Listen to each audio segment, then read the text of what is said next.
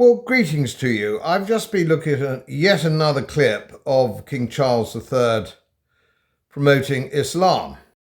As the Quran says, God does not burden any soul with more than it can bear.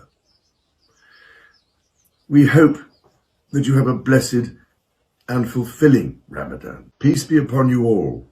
Ramadan Mubarak. As Muslims across the United Kingdom and the Commonwealth observe the beginning of the holiest of months in the Islamic calendar, the month of Ramadan, I just wanted to convey my heartfelt best wishes to you all and to tell you just how much my wife and I are thinking of you at this special time of year, and stress just how greatly the contribution of Muslims to the life of the United Kingdom is appreciated and valued, embodying the Ramadan spirit of charity and selflessness. As the Quran says, God does not burden any soul with more than it can bear. In this milestone anniversary year, I can only say that it is with enormous pride and admiration that I join you all here today to pay tribute to this remarkable centre as it celebrates 4 decades of unfailing work to broaden our understanding of the Islamic world and in the United Kingdom.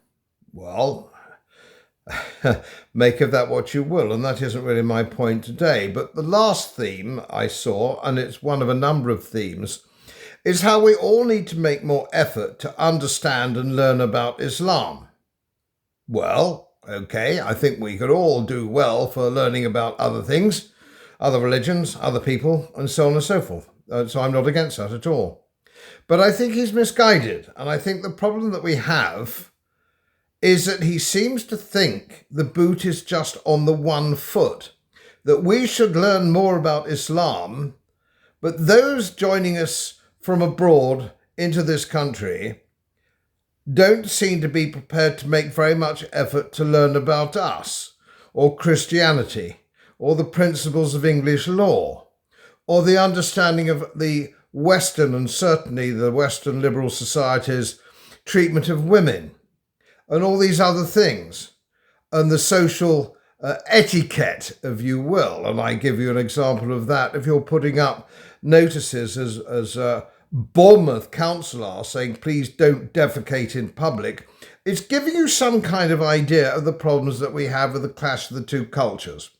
And it's the cultures that are the problem, because I have friends who are Sikhs, Hindus, Buddhists, but you don't need to actually put up notices to stop them defecating in public. So there's a very deep-rooted problem that we have between the two things.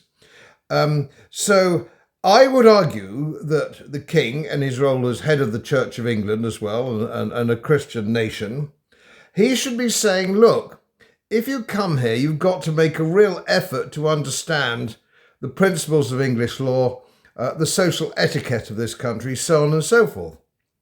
And it would stop them getting into trouble, as a lot of them do. So that would be more helpful, and that was the king's view. And as surely if somebody wanted a very senior imam from the Indian subcontinent or Arabia wanted to come and talk to us about perhaps that we ought to know more about Islam, that would be fair comment, and we can watch him and listen to him should we so choose. But the king, using his platform as the constitutional king of a parliamentary democracy and a constitutional monarchy, using his platform for these matters is less than helpful. And worse, I speak as an erstwhile certainly monarchist, it's contributing to possibly people thinking that the days of the monarchy are over. And I think that would be a shame. And I wrote on my for Going Postal, the magazine, many years ago now, when the Prince of Wales, when the King was the Prince of Wales. And I said, look, I think perhaps if we're not careful, the monarchy will end with him, because I don't think he really understands what his role is. And I think he's always been sort of floundering a little bit, hence his association with World Economic Forum and his side issues in politics. Be that as it may.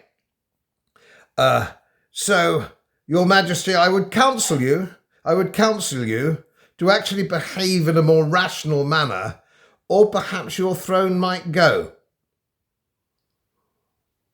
Most of you know my work is very heavily independently research based. And I get my information from all over the world. It would help if you press the subscribe button and the little bell next to it, because the more subscribers I have, the more likely it is that international independent research institutes will share their material with me. It's most helpful, and then of course I automatically share it with you. So, surprise, won't cost you anything. Thank you very much.